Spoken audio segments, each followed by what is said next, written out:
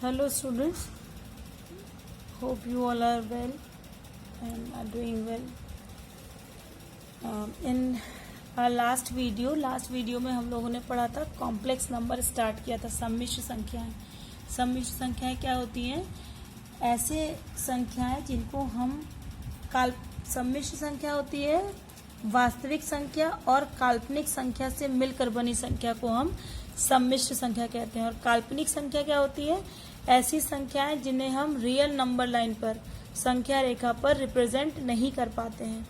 तो ऐसी पिछली बार हम लोगों ने डिस्कस किया था कि ऐसे कौन से नंबर्स हैं जिनको हम नंबर लाइन पे रिप्रेजेंट नहीं कर पाते, और हमने देखा था कि वो सभी नंबर्स जो अंडर रूट के अंदर निगेटिव आते हैं उन्हें हम नंबर लाइन पे रिप्रेजेंट नहीं कर पाते। क्यों? क्योंकि किसी भी, अगर ये -4 लिखा है, इसका -16 लिखा है, नहीं -16 किसी का स्क्वायर होना चाहिए ना, तो हमें ऐसा कोई भी नंबर नहीं मिलता कि जिसका स्क्वायर -16 है। +4 का भी स्क्वायर करने पर +16 होता है, -4 का स्क्वायर करने पर भी +16 ही होता है, माइनस इंटू माइनस प्लस हो जाता है। तो ये नंबर्स हमें कहीं भी वास्तविक संख्या रेखा पर नहीं मिलते। तो इनको सॉल्व करने के लिए हम एक नया नंबर i इंट्रोड्यूस करते हैं, अंडर रूट, जिसकी वैल्यू कितनी होती है? √-1। हम इसका इस्तेमाल, इसका यूज उन नंबर्स को सॉल्व करने के लिए, उन इक्वेशंस को सॉल्व करने के लिए करते हैं जिनमें मूल निकालने पर अंडर रूट के अंदर माइनस आता है। तो √-1 इज इक्वल टू i। वास्तविक संख्या रेखा पे ऐसी कोई संख्या नहीं मिलती, इसीलिए हम इसे इमेजिनरी या काल्पनिक संख्या कहते हैं। तो जब कोई संख्या वास्तविक संख्या और काल्पनिक संख्या से मिलकर बनी होती है तो उसे हम सम्मिश्र संख्या कहते हैं। अगर √-1 इक्वल टू i है तो -1 इक्वल टू i²। मतलब i एक ऐसी काल्पनिक नंबर है, संख्या है, जिसका स्क्वायर, वर्ग जो है वो -1 के बराबर होता है। फिर हम लोग देखा था कि -16 का मान कैसे निकालेंगे। -16 को हम अंडर रूट में -1 × 6 लिखेंगे और -1 इज इक्वल टू i², तो इसकी वैल्यू हो जाएगी 4i। अब ये जो 4i हुआ ना, ये एक काल्पनिक संख्या हो गई। तो जब हम किसी संख्या को वास्तविक संख्या और काल्पनिक संख्या के योग के रूप में लिखते हैं तो उसे हम सम्मिश्र संख्या कहते हैं। सम्मिश्र संख्या का standard form z equal to a से हम रिप्रेजेंट करते हैं सम्मिश्र संख्या को। इसका स्टैंडर्ड फॉर्म a+ib होता है। आप जब भी क्वेश्चन सॉल्व करें तो अपना आंसर a+ib के ही फॉर्म में लिखें, क्योंकि यही इसका स्टैंडर्ड रिप्रेजेंटेशन है। फिर उसमें रियल पार्ट, इमेजिनरी पार्ट पढ़ा था और उसका बीजगणित भी पढ़ा था। ठीक है, अब आज हम उसके आगे से पढ़ना शुरू करेंगे। सबसे पहले conjugate of a complex number या संयुग्मी सम्मिश्र संख्या। किसी सम्मिश्र संख्या का संयुग्मी या कॉन्जुगेट क्या होता है? कॉन्जुगेट आप लोगों ने पहले ट्रिग्नोमेट्री में भी पढ़ा होगा या अलजेब्रा में भी पढ़ा होगा कि अगर a+b लिखा है तो इसका कॉन्जुगेट a-b होता है, यानी ये साइन जो इन दोनों संख्याओं के बीच में जो साइन है वो बदल जाती है ना। ऐसे ही संयुग्मी संख्या सम्मिश्र संख्याओं में भी होती हैं कि ऐसी दो सम्मिश्र संख्याएं जिनके वास्तविक भाग परिमाण और चिन्ह में समान होते हैं तथा काल्पनिक भाग परिमाण में समान किंतु चिन्ह में विपरीत होते हैं। मतलब अगर काल्पनिक भाग प्लस में है तो वो माइनस में हो जाएगा, माइनस में है तो प्लस में हो जाएगा। तो ऐसे दोनों संख्याओं को हम संयुग्मी सम्मिश्र संख्या कहते हैं। यानी अगर z इक्वल टू a+ib है तो संयुग्मी को z बार से रिप्रेजेंट करते हैं। z बार कितना हो जाएगा? a-ib। ठीक है, अगर z इक्वल टू a+ib कोई सम्मिश्र संख्या कॉम्प्लेक्स नंबर है तो उसका कॉन्जुगेट हो जाएगा a-ib। कॉन्जुगेट को हिंदी में कहते हैं संयुग्मी।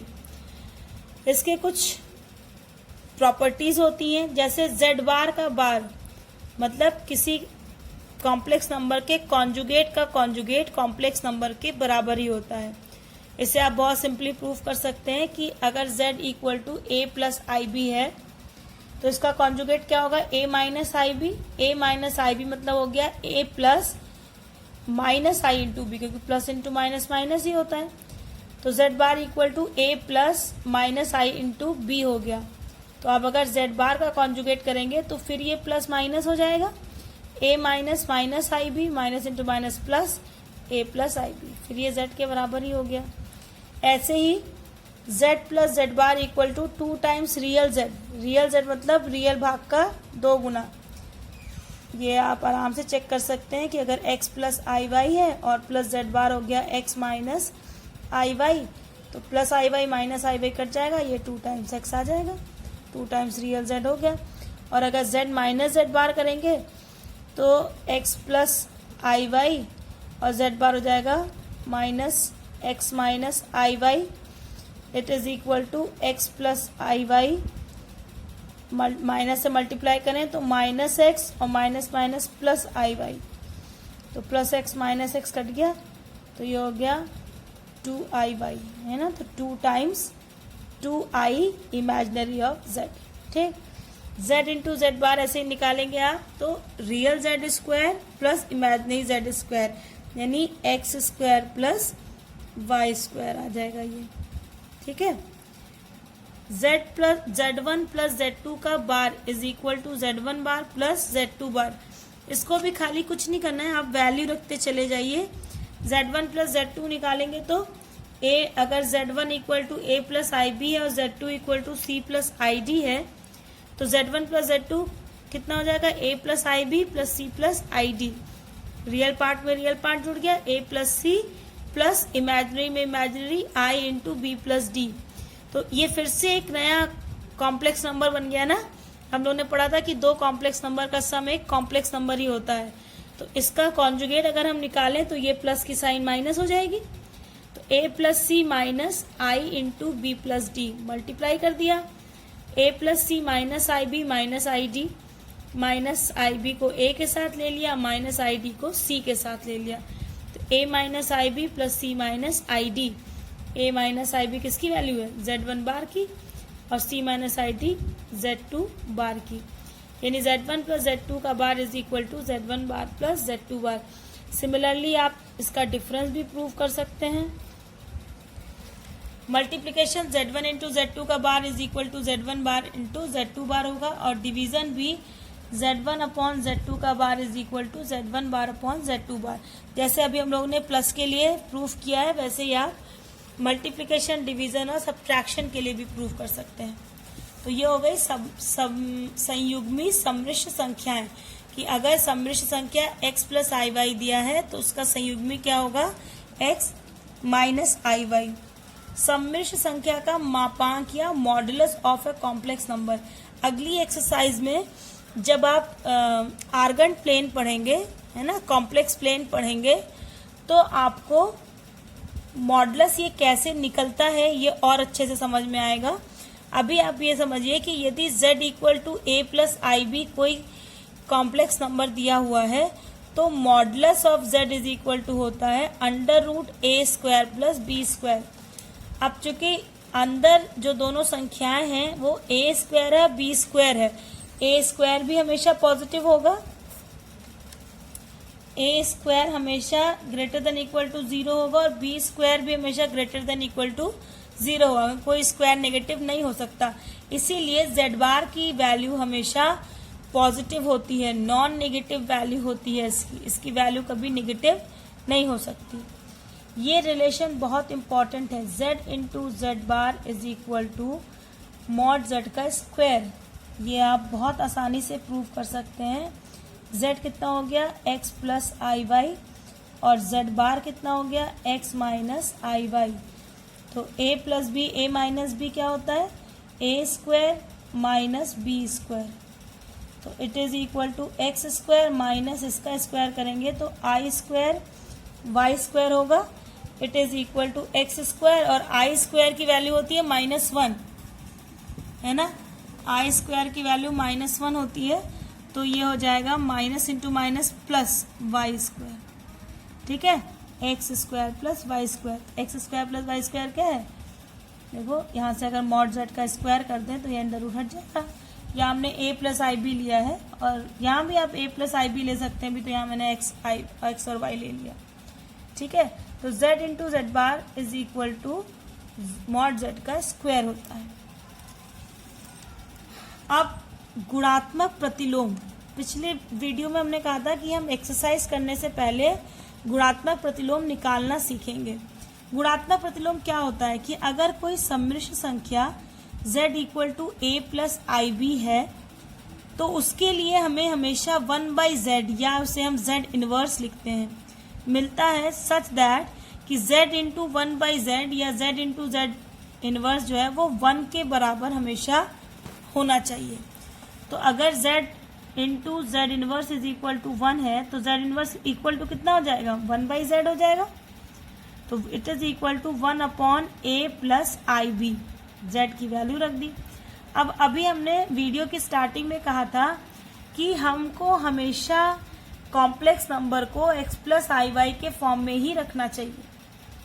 तो इस फॉर्म में लाने के लिए क्या करते हैं, कॉन्जुगेट से ऊपर नीचे मल्टीप्लाई कर देते हैं, ऊपर भी क्या नीचे भी, न्यूमरेटर डिनोमिनेटर दोनों में, इसलिए हमारे क्वेश्चन पे कोई असर नहीं पड़ा।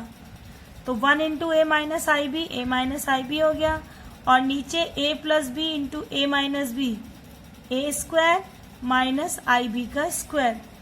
तो a minus i b upon a square minus i square b square, और चूंकि आई स्क्वायर की वैल्यू -1 होती है तो माइनस इंटू माइनस प्लस हो जाएगा। अब इस डिनोमिनेटर से अलग अलग हम भाग दे देंगे। a upon a square plus b square minus i b upon a square plus b square, अभी भी यहाँ पे माइनस है, इसे प्लस करना है। तो z inverse is equal to होता है a upon a square plus b square plus i into minus b, इस माइनस को यहाँ ले गए, minus b upon a square plus b square. ये वैल्यू होती है गुणात्मक प्रतिलोम की। ठीक है, किसी संख्या, किसी कॉम्प्लेक्स नंबर सम्मिश्र संख्या z का गुणात्मक प्रतिलोम क्या होता है, a upon a square plus b square plus i into minus b upon a square plus b square. अब हम एक्सरसाइज करेंगे, एक्सरसाइज 5.1। मुझे लगता है कि आपने क्वेश्चंस किए होंगे, फिर भी एक बार, जैसे पहला ही है कि express each of the complex number given in the exercise 1 to 10 in the form a plus i b. जो भी नंबर दिया है उसे a प्लस आई बी के फॉर्म में करना है। ये दिया था 5i इंटू माइनस 3/5i, तो इट इज इक्वल टू, हमने कहा था पहले चिन्ह का गुणा होगा तो यहाँ पे प्लस है, प्लस इंटू माइनस माइनस, फिर नंबर का गुणा होगा तो 5 इंटू 3/5, फिर i का गुणा होगा तो i square, it is equal to minus 5 से 5 कट गया, 3 इंटू आई स्क्वायर की वैल्यू -1, तो माइनस इंटू माइनस प्लस 3। अब ये एक वास्तविक संख्या बन गई है। इसको a प्लस आई बी के फॉर्म में कैसे लिखेंगे, 3 प्लस 0i, है ना, ये आंसर हुआ। अगर लिखा गया है कि a प्लस आई बी के रूप में लिखो, के रूप में लिखो, एक नंबर में आता है, तो आपने अगर 3 पर ही छोड़ दिया, इस फॉर्म में नहीं किया, तो आपका क्वेश्चन गलत है। ठीक है, इस पे नंबर नहीं मिलेंगे। सेकेंड वाला क्वेश्चन है ऐसे, i to the power 9 plus i to the power 19, तो इसे हम लिख सकते हैं, i टू द पावर 9 को लिख सकते हैं 2 इंटू 4 प्लस 1, 2 4 ज़ा 8 प्लस 1 9, प्लस 19 को लिख सकते हैं i टू द पावर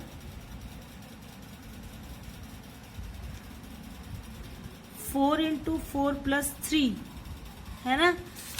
पिछली वीडियो में हम लोगों ने फॉर्मूला पढ़ा था, i to the power 4m plus 1 is equal to i, and i to the power 4m plus 3 equal to minus i। तो i टू द पावर यहाँ पे 2 इंटू 4 प्लस i है, तो इसकी वैल्यू हो जाएगी plus i plus 4m into plus 3 वाला form है तो इसकी वैल्यू हो जाएगी -i, it is equal to i minus i, it is equal to 0। तो इसे कैसे लिखेंगे, 0 प्लस 0 इंटू आई। अगर फॉर्मूला नहीं याद है तो एक तो बात याद रहेगी कि आई स्क्वायर इक्वल टू -1 है, तो आई स्क्वायर का स्क्वायर इक्वल टू -1 का स्क्वायर, यानी i to the power 4 is equal to -1 का स्क्वायर प्लस 1। तो ये दो वैल्यू तो याद ही रखनी है कि i square equal to -1 and i to the power 4 equal to +1। ठीक है, इसको एक और तरीके से कैसे लगा सकते हैं कि i to the power 9 plus i to the power 19 है, इसे हम लिख सकते हैं i to the power 8 into i, है ना, और प्लस 19 को लिख सकते हैं i to the power 16 into i to the power 3। हमने 4 के मल्टीपल में कर दिया। आई टू द पावर 8 मतलब आई टू द पावर 4 का square into i, plus i to the power 16 मतलब i to the power 4 to the power 4 into i cube हो गया आई स्क्वायर इंटू आई। तो ये हो गया 1 का square into i plus 1 to the power 4 into i square हो गया -1 इंटू आई। तो 1 का square 1, 1 into i i, plus 1 to the power 4 is equal to 1 और -1 into i minus i is equal to i minus i equal to 0, 0 plus 0 i. ठीक है, इस तरह से आप इसे निकाल सकते हैं। थर्ड है जैसे आई टू द पावर -39, इसे हम लिख सकते हैं 1 upon i to the power 39, क्योंकि नेगेटिव पावर के लिए हमारे पास फॉर्मूला नहीं है। अब 39 है, अगर हम इसे ऊपर नीचे आई से मल्टीप्लाई कर दें तो क्या हो जाएगा, i upon i to the power 40, 39 में एक और जुड़ जाएगा, it is equal to i upon i to the power 4 whole power 10, multiply होगा ना, 4 10 = 40, तो ये हो गया i upon 1 to the power 10, तो it is equal to i upon 1 is equal to i. तो ये हो गया 0 प्लस आई। ठीक है, ये इसका a plus i b form हो गया, i इंटू 1 लिख दो। अब आई होप कि आप ये क्वेश्चंस कर लेंगे। क्वेश्चन नंबर 4, 5 जनरल, बस बहुत ही जनरल क्वेश्चन है, एडिशन सब्ट्रैक्शन है। 1 minus i to the power 4 या 1/3 प्लस 3i का क्यूब, ये सब जैसे एल्जेब्रिक फंक्शंस में जो फॉर्मूले लगते हैं, स्क्वायर, क्यूब, इन सब के फॉर्मूले बिल्कुल उनको फॉलो करते हैं। अब हम निकालते हैं मल्टीप्लिकेटिव इनवर्स। मल्टीप्लिकेटिव है, गुणात्मक प्रतिलोम निकालना है। क्वेश्चन नंबर 11, क्वेश्चन नंबर 11 में z इज इक्वल टू दिया है 4 माइनस 3i है, और हमें z इनवर्स की वैल्यू निकालनी है।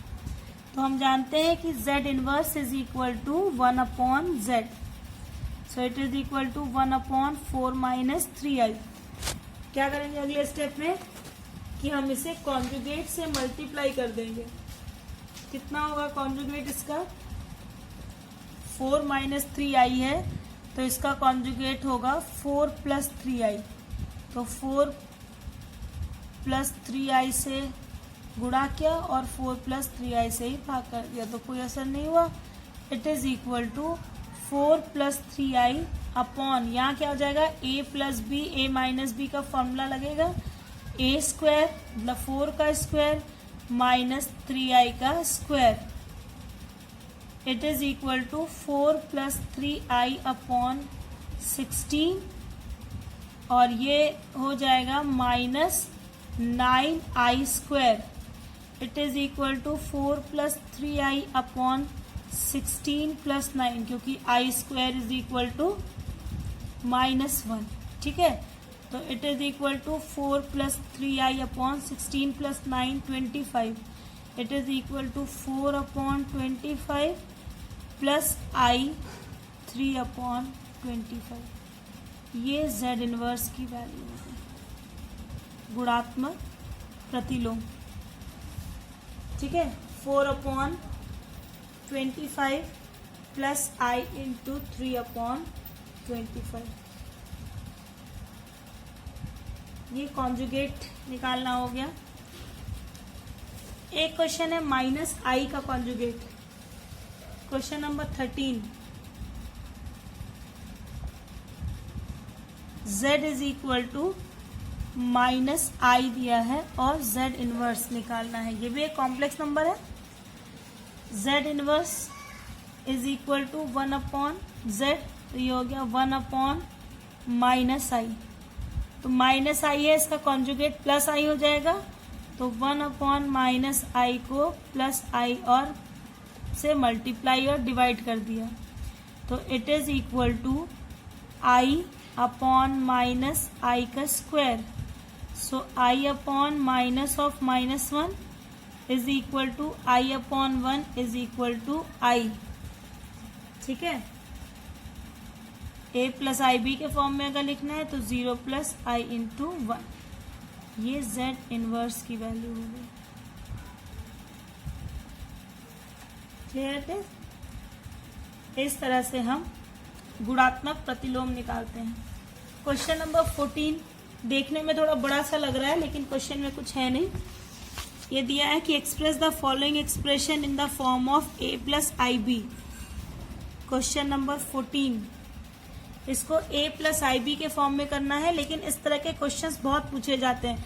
आपके पास जो भी साइड बुक है उससे पढ़िएगा। 3 plus i root 5 into 3 minus i root 5 whole upon √3 plus √2i minus √3 minus √2। It is equal to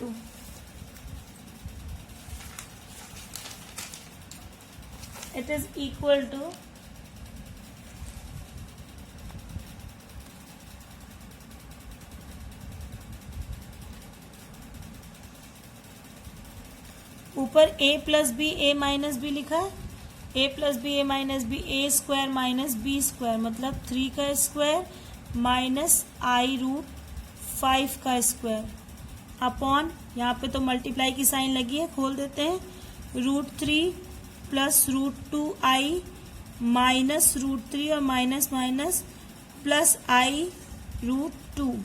ठीक है, √3 से √3 कट गया।